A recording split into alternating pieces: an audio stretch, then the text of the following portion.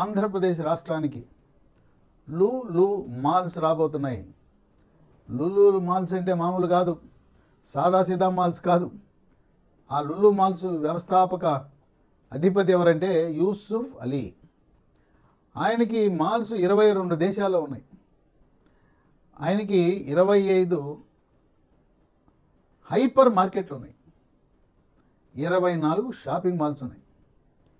ఈ లులు సంస్థని ఆనాడు చంద్రబాబు నాయుడు ముఖ్యమంత్రి అయిన తర్వాత ఆయన ప్రత్యేకంగా యూసఫ్ అలీని కలవటానికి తన అధికారుల బృందంతో కేరళ వెళ్ళి వారిని కలవటం జరిగింది. ఆ లులు అధిపతి ఏమి నేను ఆంధ్రప్రదేశ్లో పెట్టుబడులు పెడతాను, నేను మాల్స్ పెడతానని ఏమల్లా. ఆయన వస్తే మనకు బాగుంటుంది, రాష్ట్రం అభివృద్ధి చెందుతుంది అని చెప్పి రాష్ట్రానికి పన్నులు పెరుగుతాయి, ట్యాక్సులు వస్తాయని వెళ్ళారు. సరే, చంద్రబాబు నాయుడు యొక్క ఆయన గురించి యూసఫ్ అలీకి తెలుసు. ఇంకా ఆయన వెళ్ళి కలవటం వల్ల ఆయన ఉబ్బి తప్పిపోయి, సరేనండి మీరు వచ్చారు ప్రత్యేకంగా నన్ను కలవటానికి, నేను వస్తాను, ఎక్కడ పెట్టమంటారు అన్నారు. అప్పుడు ఆంధ్రప్రదేశ్ రాష్ట్రంలో విశాఖపట్నం నగరంలో ఆ లులు మాల్స్ వారిని అక్కడ పెట్టమన్నారు. 14 ఎకరాలు భూమి ఇచ్చారు. భూమి అంటే ఇది క్యాబినెట్లో తీర్మానం చేసే ఇచ్చారు. 2018లో లులు సంస్థ 2200 కోట్లు పెట్టుబడికి నిర్ణయం తీసుకుంది. దాంట్లో భాగంగా 5000 సీట్లు కలిగిన ఒక కన్వెన్షన్ సెంటర్, అంటే జాతీయ అంతర్జాతీయ సమావేశాలు 5000 మంది ప్రతినిధులతో జరుపుకోవచ్చు. పూర్తిగా ఎయిర్ కండిషనే ప్రమాణాలు, అంతర్జాతీయ ప్రమాణాలు. దాంతోపాటు ఒక షాపింగ్ మాలు, ఒక 5 స్టార్ హోటల్. ఈ 2200 కోట్లు లులు యజమాని పెడితే మనకేం లాభం అంటే ఆంధ్రప్రదేశ్ రాష్ట్ర యువతకు 10,000 ఉద్యోగాలు వస్తాయి. ఆ 2018లో దానికి శంకుస్థాపన చేయడం జరిగింది. ఇక ఆయన ఇంకా పని ప్రారంభం చేసే పరిస్థితిలో ప్రభుత్వం మారటం, జగన్మోహన్ రెడ్డి ముఖ్యమంత్రి అవ్వటం. ఇక జగన్మోహన్ రెడ్డి ముఖ్యమంత్రి అవగానే ఇక ఈ లులు ఆయన్ని యూసఫ్ అలీని తరివేసే ప్రయత్నాలు ప్రారంభించాడు. దాంట్లో భాగంగా ఈ 14 ఎకరాలు ఏదైతే ఇచ్చారో ఆయన కేటాయించిన, క్యాబినెట్లో కేటాయించిన భూమిని రద్దు చేశాడు. పోనీ ఏమన్నా రద్దు చేసి అక్కడ ఏమైనా ఇంకోరితో కట్టించాడా జగన్మోహన్ రెడ్డి అంటే? ఆయన వైఎస్ఆర్సీపీ పార్టీకి చెందిన నాయకులకు, ఆయన పార్టీ రాజకీయ నాయకులకు అపార్ట్మెంట్లు కట్టుకోవడానికి ఇచ్చాడు ఆయన స్థలాన్ని. వాళ్ళే వైఎస్ఆర్సీపీ నాయకులు షాపింగ్ మాల్ కట్టుకున్నారు. ఏదో సాదాసీదా అపార్ట్మెంట్లు, సాదాసీదా షాపింగ్ మాల్. దాంట్లో జగన్మోహన్ రెడ్డి గిట్టుబాటు అయింది, ఆ కట్టుకున్నవాడు గిట్టుబాటు అయింది. మనకు మాత్రం యువతకి ఏం ఉద్యోగాలు వచ్చే పరిస్థితి లేదు. ఇక ఎప్పుడైతే ఈ లులు ఆయన తరిమేశాడో, చీఫా నేను బతికుండగా మళ్ళీ ఆంధ్రప్రదేశ్ రాష్ట్రానికి రాను రాను రాను కాక అన్నాడు. ఏం ఆయనకి జరగదా? చంద్రబాబు నాయుడు వెళ్ళి స్వయంగా విమానం వేసుకుని వెళ్ళి ఆహ్వానిస్తే వచ్చినోడు ఈయనేం పొమ్మని అనాలా? భూమి రద్దు చేస్తాడా? వెళ్ళిపోయాడు. ఎవరికి లాభం కలిగింది? ఒక విషయం గమనించాలి ఆంధ్రప్రదేశ్ ప్రజలు. జగన్మోహన్ రెడ్డి 2019 నుంచి 2024 వరకు అధికారంలో ఉన్నంత వరకు ఆంధ్రప్రదేశ్ రాష్ట్రం అధోగతి పాలైంది. ఇక్కడి నుంచి అంత మొత్తం వలసలు పోయారు. కాంట్రాక్టర్లు, రియల్ ఎస్టేట్ వాళ్ళు, కారు డ్రైవర్లు, తోపుడు బళ్ళ వాళ్ళు, ఇక కర్రీ పాయింట్ వాళ్ళు ఒక్కడు కూడా లేడు. మొత్తం వెళ్ళిపోయారు. ఎక్కడికి వెళ్ళిపోయారు? ఎక్కువ మంది తెలంగాణ, హైదరాబాద్ వెళ్ళిపోయారు. కొద్దిమంది బెంగళూరు వెళ్ళారు, మద్రాసు వెళ్ళారు. మొట్టమొదటిసారి ఆంధ్రప్రదేశ్ రాష్ట్రం నుంచి వలసలు జరిగింది ఎప్పుడంటే జగన్మోహన్ రెడ్డి ప్రభుత్వం ఉన్నప్పుడు. ఇంకా అట్లా ఆ రాష్ట్రానికి ఏంటి, ఈ జగన్మోహన్ రెడ్డి వల్ల తెలంగాణ అభివృద్ధి చెందింది. ఎందుకంటే ఈయన తరివేస్తున్నాడు, ఉన్న పెట్టుబడిదారుని తరివేస్తున్నాడు. ఇక్కడేదో రివర్స్ టెండరింగ్ అని రివర్స్ గేర్ వేశాడు, పరిపాలనే రివర్స్ గేర్ వేశాడు. అందువల్ల అదేమో అక్కడ 1924 మధ్య ఏదో హైదరాబాదు ఆ తెలంగాణ అభివృద్ధి చెందిందంటే అదేమి ఆళ్ళ ప్రతిభ కాదు. ఇక్కడ ఈయన విధ్వంసము పాలన చేస్తే ఇక్కడ తట్టుకోలేక భరించలేక వెళ్ళిపోయారు. ఇక్కడ ఉన్నోళ్ళు కూడా, ఇక్కడ పుట్టినోళ్ళు, ఇక్కడ చదువుకున్నోళ్ళు పారిపోయారు. అమ్మో జగన్మోహన్ రెడ్డి అని పారిపోయారు. అందువల్ల అందరూ హైదరాబాద్ చేరారు. ఇక్కడ అసలు రియల్ ఎస్టేట్ ఢమాల్ మంది అప్పుడు జగన్మోహన్ రెడ్డి ఉన్నప్పుడు, అప్పుడు ఢమాల్ మంది ఇప్పుడు 10 రెట్లు పెరిగిపోయింది. వెళ్ళిపోయిన వాళ్ళే కాదు, ఇంతకుముందు ఎప్పుడో ఎన్టీ రామారావు పార్టీ పెట్టినప్పుడు 1983లో వెళ్ళిన వాళ్ళు కూడా అంతా తిరుగుముఖం పట్టారు. ఎందుకు వచ్చింది చంద్రబాబు నాయుడు ఉన్నాడు, మన ఊరు మనం వెళ్ళిపోదాం, ఎందుకు ఈ తెలంగాణలో హైదరాబాద్లో అని చెప్పి తిరుగుముఖం పట్టారు. అక్కడ అభివృద్ధి జగన్మోహన్ రెడ్డి దుష్టపాలన వల్ల, దరిద్రపు పాలన వల్ల ఇక్కడ అశాంతి, అభద్రత, రౌడీజము, ఇక ఆయన సొంత మనుషులు పులివెందల నుంచి వచ్చి అన్ని సిటీల్లో మహా వేయటం, వాళ్ళు చెప్పిన రేటుకి భూములు అమ్మాలి, లేదంటే అంతే సంగతులు. ఈ పులివెందుల బ్యాచ్ వైజాగ్లో చేరారు, అమరావతిలో చేరారు, గుంటూరు, రాజమండ్రి, కాకినాడ ఒకటి మొత్తం. వాళ్ళ వల్లనే ఈ రాష్ట్రం అప్రదిష్ట పాలై, అధోగతి పాలై, అప్పుల పాలైంది. ఆయన లొల్లు కోపం వచ్చింది ఆయనకి. మరి రాదా? ఆఫ్టర్ ఆల్ జగన్మోహన్ రెడ్డి ఇట్లా వాళ్ళని ఎంతమంది ముఖ్యమంత్రులు చూడలేదు. ఆయనకి రెడ్ కార్పెట్ వెల్కమ్, ఎర్ర తివాచి పరిచి ఏ రాష్ట్రాలు ఆహ్వానించారు లులుని? తమిళనాడు, అక్కడ 3,500 కోట్లు పెట్టాడు. తెలంగాణ కేసీఆర్, కేటీఆర్, అయ్యా లులు ఆ జగన్మోహన్ రెడ్డి నేను తరిమేశాడు కదా, రా నీకు ఏం కావాలంటే ఇది ఇస్తామన్నారు. 3,500 కోట్లు పెట్టుబడి పెట్టాడు. అంతేకాదు అక్కడ యోగీజీ ఆయన చూస్తుంటాడు, యోగీజీ పిలిచాడు. యోగీజీ ఉత్తరప్రదేశ్లో మరో 3,500 కోట్లు ఈయనతో పెట్టుబడి పెట్టించాడు. ఈయనకి కేరళ రాష్ట్రంతో అవినాభావ సంబంధం ఉంది. కేరళలో కూడా మరో 3,500 కోట్లు. కనుక ఆంధ్రప్రదేశ్ రాష్ట్రం నష్టపోయింది, వాళ్ళు లాభపడ్డారు. అసలు ఆంధ్ర వాళ్ళ యొక్క గౌరవాన్ని గాలి తీసేశాడు జగన్మోహన్ రెడ్డి. ఓ రోజు కేసీఆర్ ఒక ప్రకటన చేశాడు. ఏంటి అది? అసెంబ్లీలో ప్రకటన చేశాడు. ఏమని? ఒకప్పుడు ఆంధ్రప్రదేశ్ రాష్ట్రంలో 1 ఎకరా పొలం అమ్మితే తెలంగాణ రాష్ట్రంలో 10 ఎకరాలు కొనుక్కునే పరిస్థితి, అది తారుమారైంది.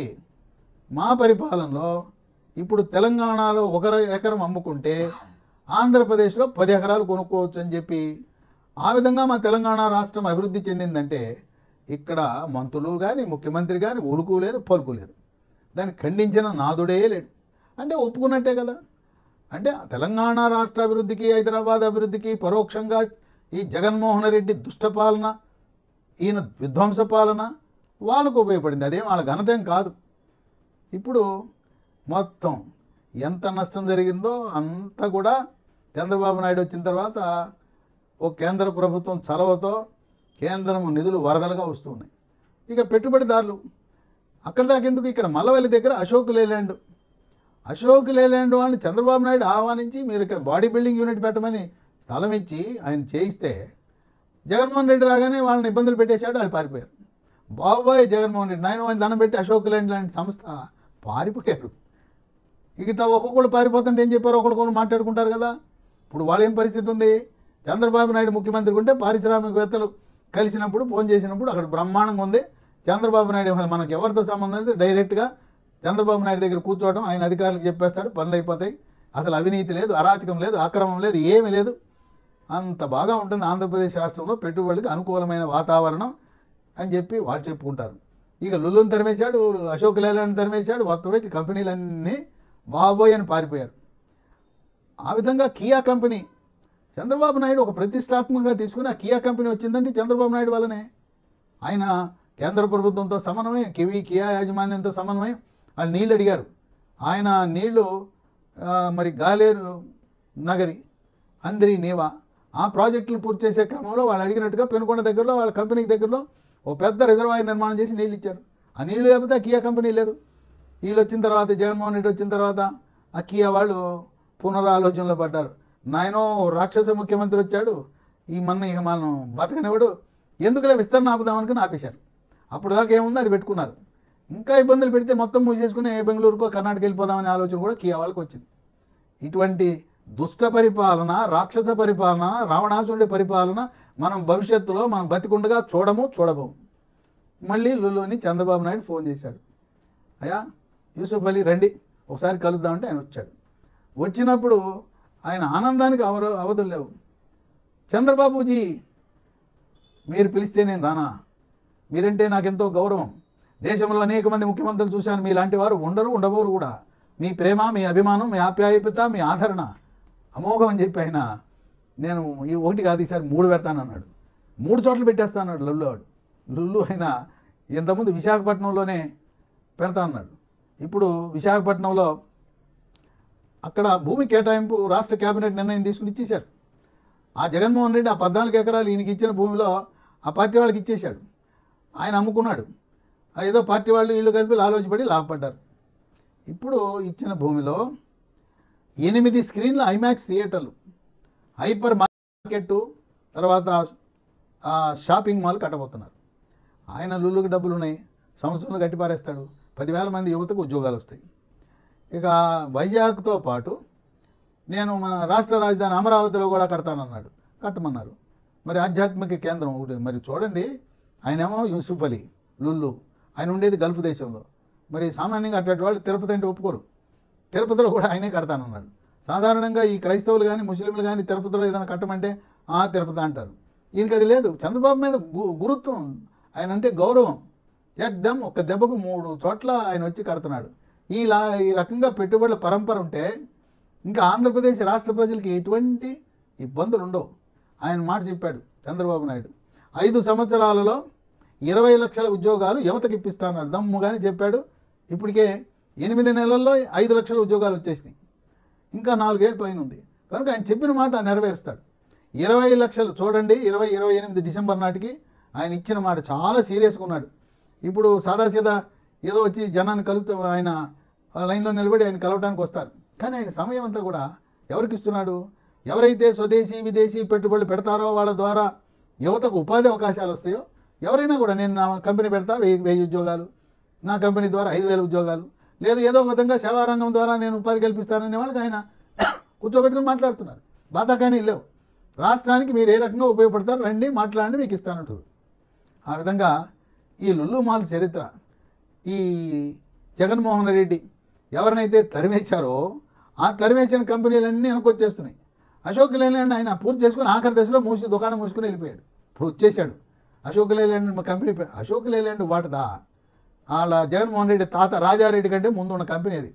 అసలు అప్పట్లో లారీలు అంటే టాటా, అశోక్ లేలాండ్ 2 కంపెనీలు ఉండేవి. బెంజ్ వచ్చింది. మరి అట్లాంటి అశోక్ లేలాండ్ లాంటి ప్రముఖ బాడీ బిల్డింగ్ యూనిట్ నిర్మాణం చేసే సంస్థనే తరిమేశాడంటే ఆయన ఏం మనిషి? అసలు రాష్ట్రం గురించి ఆలోచన ఉందా? ఒకరినొకరు చెప్పుకుంటుంటారు వాళ్ళు. ఇతర రాష్ట్రాల నుంచి వచ్చేవారు, నువ్వు బాగున్నావా, నీకు ఇబ్బందులు ఉన్నాయి, ఏమి లేదు, నేను సంతోషంగా సుఖంగా ఆనందంగా ఉన్నాను, మీరు కూడా రమ్మని మరి 10 మందిని తీసుకొస్తారు. కనుక ఆంధ్రప్రదేశ్ రాష్ట్రం ఈ రోజున భారతదేశంలో పెట్టుబడులకు నిలయంగా మారింది. స్వదేశీ పెట్టుబడులే కాదు, విదేశీ పెట్టుబడులు. వాళ్ళు విమానం ఎక్కితే డైరెక్ట్గా గన్నవరంలో దిగుతున్నారు. అక్కడి నుంచి ముఖ్యమంత్రి గారిని కలుస్తున్నారు. ఇతర రాష్ట్రాలు ముఖ్యమంత్రిని కలవాలంటే సామాన్యమైన పని కాదు. గన్నవరం నుంచి తిన్నగా ఆయన ఇంటి దగ్గర కలవటమో లేదో సెక్రటేరియట్లో బ్లాక్ 1లో తలుపులు తెరిచి ఉంటాయి. ఆయన ముందే చెప్పి పెడతారు, పలానా ఆయన విమానాశ్రయంలో దిగాడని చెప్పి ఆయన్ని తీసుకురావడానికి కొంతమంది ప్రత్యేకంగా అధికారులు పెట్టి విమానాశ్రయం గన్నవరం నుంచి ఆయన రూమ్లోకి వెయిటింగ్ హాల్లో కూడా కూర్చోబెట్టే పని లేదు. తిన్నగా తీసుకెళ్ళి ముఖ్యమంత్రి ఆయన రూమ్లో కూర్చోబెడతారు. మరి అంత గౌరవం వచ్చిన తర్వాత చంద్రబాబు నాయుడు మామూలు కాదు. పెట్టుబడులు అంటే రండి అంటాడు. వచ్చిన తర్వాత శాల్వా కప్పుతాడు. శాల్వా కప్పిన తర్వాత ఈ పువ్వులంటే అప్పుడే ఉడిలిపోతాయి. ఇంతకుముందు మొక్కలు ఇచ్చేవాడు. ఇప్పుడు ఆయన ఏం చేస్తున్నాడు? మనం గుర్తుండిపోవాలని చెప్పి వాళ్ళు హిందువులైతే వెంకటేశ్వర స్వామి, లేదు మన రాష్ట్ర సంపద, గిరిజనుల సంపద, మరి పాడేరు, అరకు, ఆ ప్రాంతంలో విశాఖ జిల్లాలో ఉండే అరకు కాఫీ పొడి ప్యాకెట్ని తీసుకుని వాళ్ళకి ఇవ్వటం. ఈ విధంగా ఆప్యాయంగా ప్రేమగా ఆదరిస్తే ముఖ్యమంత్రి అంతటి వాడు ఆ పెట్టుబడి పెట్టడానికి వచ్చిన వాడిని వాళ్ళు వచ్చి ఉబ్బి తబ్బిబైపోతారు. ఇంక తిరుగులేదు. తర్వాత కార్యాలయంలో ఆయనకి చక్కటి కార్యదర్శులు, సీనియర్ ఐఏఎస్ అధికారులు ఎంతమంది ఆయనతో కలిసి పనిచేశారు. వాళ్ళు ఉండటం కూడా కలిసి వచ్చిన అంశమే. ఎందుకంటే రాజమౌళి ఉన్నాడు, ప్రద్యుమ్న ఉన్నాడు. వాళ్ళు ఎప్పుడు కూడా తలలో నాలుగులా ఉంటారు. ఆయన పక్కనే ఉంటారు. ఎవరు వచ్చి కలవగానే రాసుకుంటూ ఉంటారు, ఏం చెప్తున్నారు, ఏం మాట్లాడుతున్నారు. మరి రాజమౌళి, ప్రద్యుమ్న వాళ్ళిద్దరు కూడా ఎప్పుడు ఆయన ఎక్కడికి వెళ్ళినా, ఏ ఊరు వెళ్ళినా, ఎక్కడికి వెళ్ళినా రాసుకుంటుంటారు. ఇంకా వాళ్ళకి ఎటువంటి ఇబ్బంది లేదు. ఒకవేళ చంద్రబాబు నాయుడు ఎక్కడైనా కలవకపోయినా వీళ్ళే, సార్ పలానా వాళ్ళు వచ్చారని రాజమౌళి, ప్రద్యుమ్న. ఎందుకంటే ఆయన 5 ఏళ్ళు వాళ్ళిద్దరు కూడా ఇంత కలిసి పనిచేశారు. అట్లాగే మరి కార్యదర్శి, principal secretary, special chief secretary వీళ్ళందరూ కూడా ఎంతో సహకరిస్తూ అధికార యంత్రాంగము ముఖ్యమంత్రి కార్యాలయంలో వాళ్ళు చేసే కృషి వల్లనే ఈ రోజున స్వదేశీ విదేశీ పెట్టుబడులు మనకు వస్తున్నాయి అమరావతికి, ఆంధ్రప్రదేశ్కి. అట్లాగే అక్కడ మన విజయానంద్ ఆయన ప్రధాన కార్యదర్శి, చీఫ్ సెక్రటరీ, అసలు ఎటువంటి అహంభావం లేకుండా మాగా సాదాసీదా మనిషిలాగా మరి అందరితో కలిసిపోయే విధంగా, ముఖ్యంగా మన రాష్ట్రానికి విచ్చేసిన స్వదేశీ విదేశీ పెట్టుబడిదారుని ఆదరించి గౌరవించి వాళ్ళకి క్షణాలలో సూపర్ జెట్ స్పీడ్లో వాళ్ళకి ప్రభుత్వ ఆదేశాలు ఇవ్వటం కూడా విశేషం. ఇది ఆంధ్రప్రదేశ్ రాష్ట్ర ప్రజలకు ఒక అదృష్టం, ఒక వరం. చంద్రబాబు నాయుడు బతుకున్నంత కాలం ఆయనే ఆంధ్రప్రదేశ్ రాష్ట్రానికి పర్మనెంట్ ముఖ్యమంత్రి. అట్లాగే పర్మనెంట్ డిప్యూటీ చీఫ్ మినిస్టర్, ఒకే ఒక డిప్యూటీ చీఫ్ మినిస్టర్, ఉప ముఖ్యమంత్రి permanent power star Pawan Kalyan. కొంతమంది శకుని పక్షుల్లా ఈ ముగ్గురు చెడిపోవాలి, వాళ్ళ మధ్య సంబంధాలు చెడిపోవాలి, వాళ్ళు తిట్టుకోవాలి, కొట్టుకోవాలని చూస్తున్నారు కొంతమంది శకుని పక్షులు. అది జరగదు. తెలుగుదేశం, జనసేన, బీజేపీ 2029లో కూడా జమిలీ ఎన్నికల్లో కలిసి పోటీ చేస్తాయి. ప్రత్యామ్నాయం లేదు, ప్రతిపక్షం లేదు. వాళ్ళు ఏదో కొంచెం చిన్న అభిప్రాయ భేదాలు ఉన్నా కూడా పై స్థాయిలో ఏముండదు. కనుక 2029లో కూడా మళ్ళీ ముఖ్యమంత్రి చంద్రబాబు నాయుడే. ఏవో కావాలని సోషల్ మీడియాలో, పత్రికల్లో ఈ జగన్ ఛానల్స్ వాళ్ళందరూ ప్రచారం ఏంటంటే ఏదో అభిప్రాయ భేదాలు కల్పించాలని. లోకేష్ రెండో డిప్యూటీ చీఫ్ మినిస్టర్ అంట, అది జరగదు, అసంభవం. లోకేష్ ముఖ్యమంత్రి అంట, అది కూడా జరగని పని. ఈయన బతికున్నంత వరకు చంద్రబాబు నాయుడు కేంద్రానికి వెళ్ళడు. ఎప్పుడో 96లోనే ఆయనకి అవకాశం వస్తే అప్పట్లోనే నాకు ప్రధానమంత్రి వద్దని తిరస్కరించిన వ్యక్తి ఆయన దేవగౌడ అని పెట్టాడు. ఇప్పుడు కావాలి ఆయనకి నా రాష్ట్రం, నా ప్రజలు, నా స్వర్ణాంధ్రప్రదేశ్, నా వికసిత ఆంధ్రప్రదేశ్ అంటారు కానీ కేంద్రానికి వెళ్ళరు. ఇంకా కొంతమంది ఏదో ఒక పొద్దుపోని ప్రచారం సోషల్ మీడియాలో, యూట్యూబుల్లో, లేకపోతే ఇంకొక జగన్ మీడియాలో అదిగో పవర్ స్టార్ పవన్ కళ్యాణ్ వెళ్ళిపోతాడంట కేంద్రానికి. ఆయన వెళ్ళడు, ఆయన కట్టుబడి ఉన్నాడు. తెలుగు రాష్ట్రాల అభివృద్ధికి వీళ్ళిద్దరూ చంద్రబాబు నాయుడు, పవర్ స్టార్ పవన్ కళ్యాణ్ కంకణబద్ధులై ఉన్నారు. ఆయన పవర్ స్టార్ పవన్ కళ్యాణ్ ఆమె భువనేశ్వరికి, చంద్రబాబు నాయుడు ఆయన పెద్ద కుమారుడిలా భావిస్తారు. రెండో కుమారుడే లోకేష్. కనుక ఇటువంటి అభిప్రాయ భేదాలు లేవు. కనుక ఈ సోషల్ మీడియా వాళ్ళు, యూట్యూబ్ ఛానల్స్ కొంతమంది అమ్ముడుపోయారు. ఎవరికి? జగన్మోహన్ రెడ్డికి, వాళ్ళకి. వాళ్ళ పని అబద్ధాలు ప్రచారం చేయటం, వాస్తవాలు చెప్పరు. కనుక వాటిని నమ్మవలసిన అవసరం ఏమాత్రం లేదు. జగన్ మీడియా, ప్రింట్ మీడియా, జగన్కి సంబంధించిన ఛానల్స్ కొన్ని ఉన్నాయి, అందరికీ తెలుసు. వాళ్ళు విఫలయత్నం చేస్తున్నారు, ఏదో లేనిపోయిన అభూత కల్పనలు చేస్తున్నారు. ప్రజలు ఎవరు చూసే పరిస్థితి లేదు. అసలైనా ఈ రోజుల్లో ఈ శాటిలైట్ ఛానల్ చూసేవాళ్ళు ఎవరు లేరు, అందరూ యూట్యూబ్లో చూస్తున్నారు. యూట్యూబ్లో ఎవరేంటో వాళ్ళకందరికీ తెలుసు చూసేవాళ్ళకి. కనుక మన ఆంధ్రప్రదేశ్ రాష్ట్ర అభివృద్ధిని, అమరావతి పురోగతిని ఎవ్వరూ ఆపలేరు. ఇలా శరవేగంతో నవంబర్ 2027 దీపావళి నాటికి చూడండి, అమరావతి వెలుగుల జిలుగులో అభివృద్ధితో వెలిగిపోనున్నది.